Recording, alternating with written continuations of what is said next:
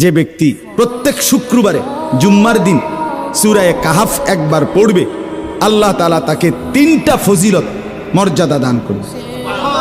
নবীজি সাল্লাল্লাহু আলাইহি সাল্লাম বলছেন, 1 নাম্বার, এই সূরা পুরাটা যে পড়বে শুক্রবার দিন, আল্লাহ তাআলা তার জমিন থেকে মানে তার পায়ের নিচ থেকে 7 আসমান পর্যন্ত তার জন্য পুরাটা জায়গা নূর আলোকিত করে দিবে। 2 নাম্বার, পরবর্তী শুক্রবার পর্যন্ত 8 দিন সে যাবতীয় ফিতনা, যাবতীয় মুসিবত থেকে নিরাপদ থাকবে। 3 নাম্বার, পরবর্তী 8 দিন যদি দাজ্জালও বের হয়, আল্লাহ তাকে দাজ্জালের ফিতনা থেকে রক্ষা করবে। এই জন্য যাদের হিম্মত হয়, মহব্বত লাগে, দিল লাগে, তো তারা প্রত্যেকেই চেষ্টা করবেন প্রত্যেক শুক্রবার দিন সূরা কাহাফ তেলাওয়াত করার। আল্লাহ তাআলা তৌফিক দান করেন।